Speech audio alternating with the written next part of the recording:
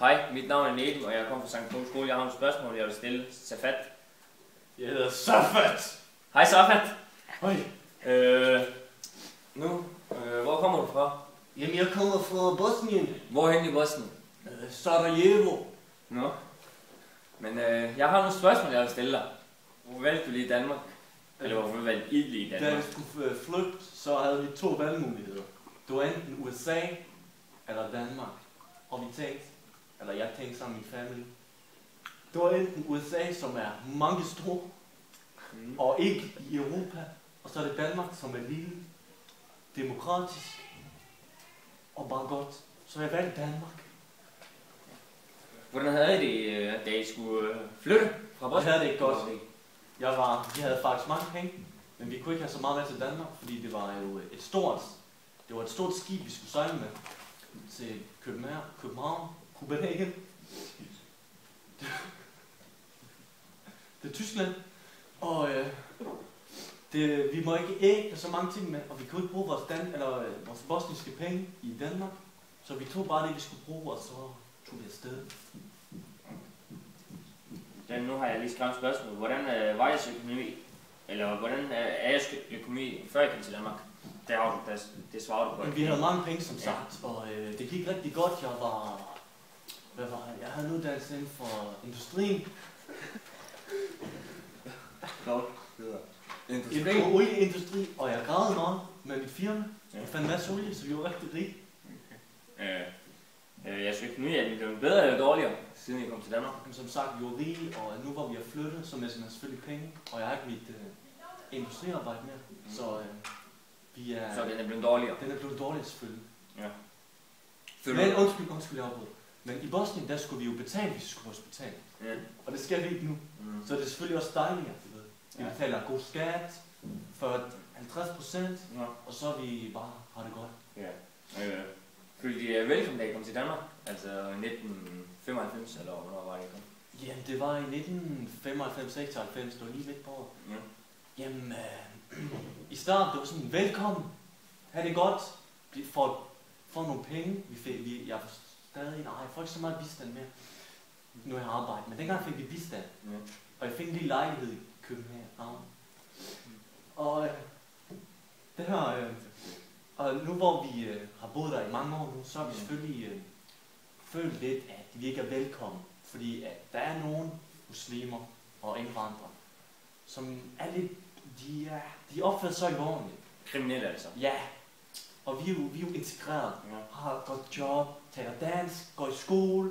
Ja.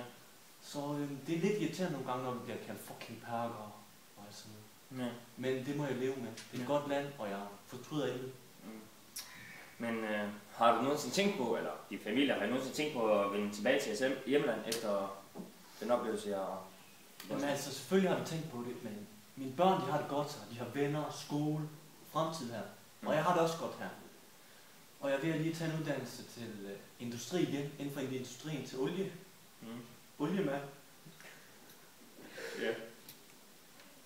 Og det er jo godt, men jeg tager hjem hver sommerferie i 6 uger og besøger min familie sammen med mine børn. Men der vil jeg lige stoppe dig. Men det dit jobpas, eller hvad man kan kalde det, det kunne du ikke få med til Danmark, så du er nødt til at tage en ny uddannelse. Nå, men ligesom Ali Kasim synger i sin sang. Hjernekirurger, der kører busser. Vi kan ikke bruge det. Vi kan ikke bruge vores uddannelse i Danmark. Du forstår? Ja, jeg forstår det. Men i Bosnien har I stadig familie der? Altså. Ja, jeg har min fætter, min anden fætter. Og min mor og far. Men min far han er lige død.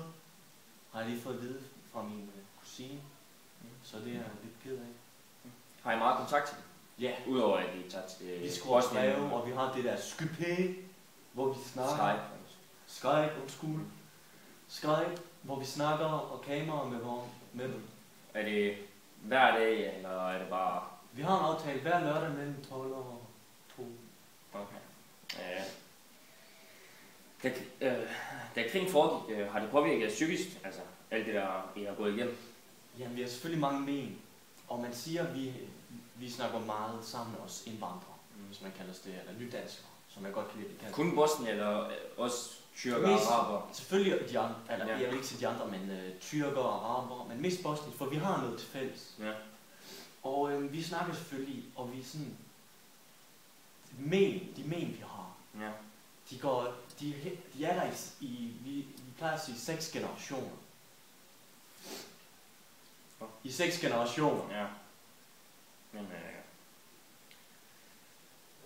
kender du nogen, altså dem du flygtede med fra Bosnien til Danmark, kender du nogen af dem her i Danmark, eller har du mistet kontakten til dem alle sammen? Ja, på vej herover, der flygtede jeg sammen med min nabo, Kazim, og hans familie. Og han bor faktisk i Odense lige nu på Fyn. Og vi snakker selvfølgelig sammen, og har weekend sammen, og Budek og alle de gode ting, som vi i Bosnien har. Det lyder da meget hyggeligt, men det sidste spørgsmål, jeg har til dig, er der en historie, du vil fortælle eller et eller andet?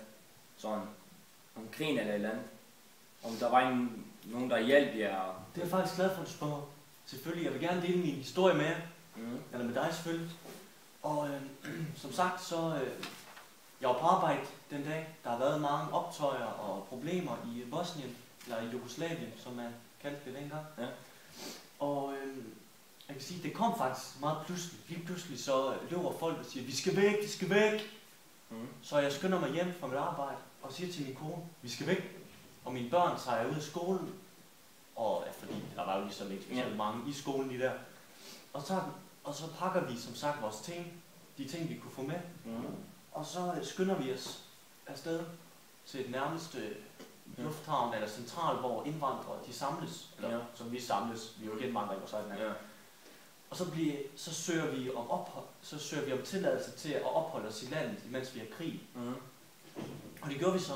Og så kommer der en bosnisk mand og spørger, hvad vil du søge til? USA eller Danmark? Og der valgte så Danmark. Og så valgte vi Danmark, fordi at, som sagt, det er et dejligt lille land. Vi har faktisk også hørt lidt om Danmark, fordi at vi havde kontakt til nogen i Danmark. Og så tog vi det. Er det familiekontakt til, eller nej, venner, eller var det din industrifirma med olie og sådan noget? Blandt andet min industrifirma. Men i skolen, mine børn, de gik i 3. og 4. klasse, og der skulle de have et partnerskab, i parentes siger jeg lige, til en dansk skole, som fortæller, og så de mødtes sidste for 1,5 år siden, og var sammen i Bosnien, og så har mit barn også været i Danmark. Og de siger, det var rigtig godt. Man har gode muligheder, og man har det demokrati, som er rigtig demokrati. Ja. Nu har jeg lige også kommet stikord ned. Siger jeg det rigtigt? Tito? Tito, ja. Tito. Hvem var han? Han var en kommunistisk hærfører, hvis man siger sådan. Han styrede ligesom Jugoslavien i, hvad var det, 1970 til 1980 styrede. Tusind tak, Safat, fordi du gad at komme. Safat! Ja, undskyld. Safat. Tusind tak, fordi du gad at komme og svare på mine spørgsmål. Det var så lidt. Det er altid dejligt at hjælpe, du ved. Ja. Og din historie var sgu lidt barsk, men det var godt at høre. Tusind tak. Det var så lidt.